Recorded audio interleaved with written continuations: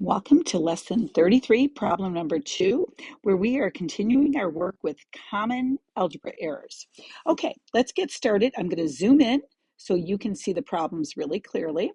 All right, so part A says the slope of a vertical line passing through that point. So keep in mind that if you go through the point 2, -5, you're something like this, and we want it to be a vertical line. Every point that I'm kind of shading in there, or kind of dotting in there, has the same x value. So what we know is the slope is because it's a vertical line, the slope is undefined because if we took 2 points, we'd be dividing by 0, and the slope's equation would be x equals 2. Okay, by the same by the same logic, a horizontal line passing through the point 2, -5 would go like this. In fact, let's dot it just like we did with the other one. Here's all the points. In this case, the slope is 0 because if you were to take 2 points on that line, that dotted line that is horizontal and passes through the point 2, -5, we would definitely find that the slope would have a numerator of 0. So the line's equation then would be y equals -5. Okay, let's go to C. So you might, by the way, be asking, why is that a common error? Because these two concepts are so often confused. So super important to get those down solid. Okay, so let's look at C. What a lot of students want to do, a common mistake, is to cross out those 9s, but those are terms, so we can't just cancel them. What we can do is divide every one, the 9, the 6, and the 9, by the greatest common factor of those 3, which is 3. And so we can reduce it to 3 goes into 9 3 times, 3 goes into 6 2 times, and 3 goes into the 9 3 times. So that can be our simplified version of the fraction. All right, let's look at this next one. So what we have is 7x minus 3 minus, and it's minus all of this. So it's going to be minus x minus 5 all over 2. We have the common denominator. Let's make that 2 look a little bit better. Let's make it look more like a 2. It's not looking so great. How about that? Okay, so what's going to happen is, or what is the common mistake, is that a lot of students forget to make the 5 a negative. They'll just say minus x plus 5, but that negative has to distribute to the entire numerator of the second fraction. So our final answer is going to be 6x minus 8 over 2. But now, wait a second, everything is divisible by 2. So we can now reduce one more time, and it's kind of our sharing is caring, and both the 6x and the 8 can get divided by 2. So our final answer is going to be 3x minus 4. And we're done. All right. The common error in E is if you think the answer to this is x squared plus y squared, you have made the common error. We cannot just square each term. We have to take the quantity x plus y and multiply it by x plus y. So we're going to do double distribution. The x is going to get distributed to both terms, and then the y is going to get distributed to both. So we're going to get x squared. We're going to get plus xy twice. So I'm going to write it as plus 2xy plus y squared. Okay. Let's look at F, and when x is -2, there's 2 common errors that occur here. One is, let's just write it out first. A lot of students forget that you have to do order of operations. So the -2 has to get squared first and become a +4. A lot of students think that's going to be a -4, but it's not. It's -2 times -2. So the first step is to do the exponent because of order of operations. So it's 3 times 4, and then it's a -7 times a -2, so it becomes +14, which is equal to 12 plus 14, which is equal to 26. Okay, let's go to G. All right, the common error here is not to not distribute first, but let me say it one more time. The common error is to do 2 minus 6 and get a -4. But we first have to do, by order of operations, the distribution. So that step is not going to be our first step.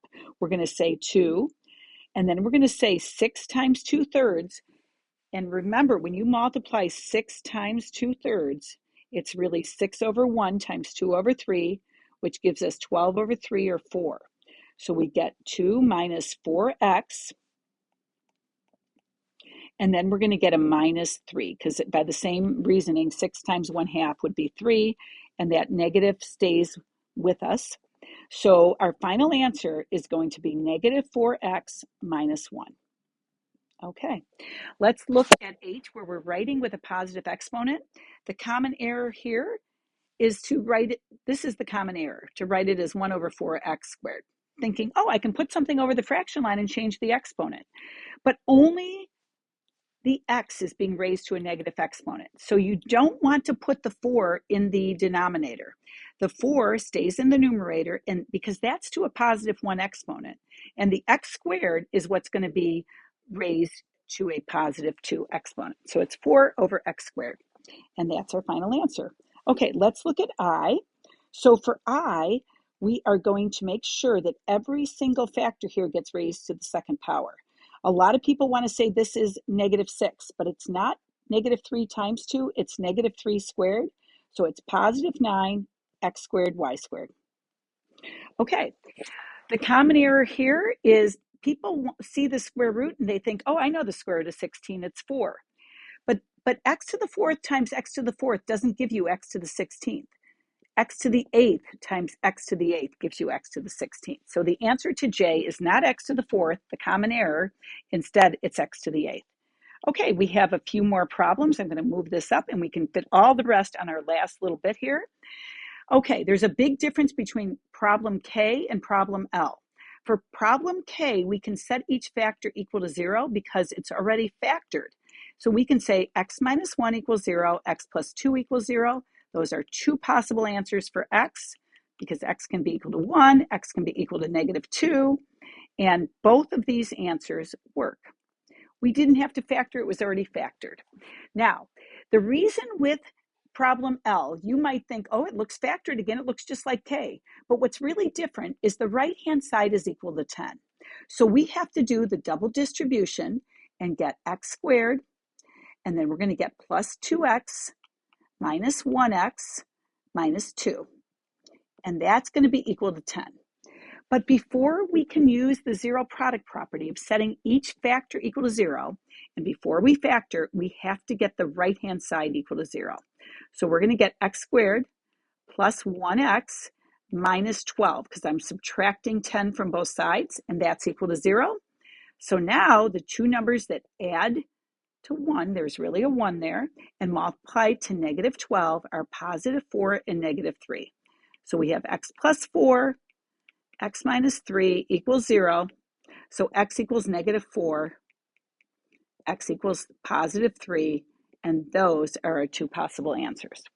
Okay, there are often mistakes made with radicals. For example, for m, a lot of people want to say, oh, it's just 3 plus 4. I know the square root of 9 and the square root of 16. But you can't just pull those out as individual terms and take the square root of the individual term. What you have to do is you first have to simplify it by combining the terms inside. So you get the square root of 25, which we know is 5. Okay, this you can, because they're like each in their own separate radicals. So here you can say 3 plus 4, and you get 7.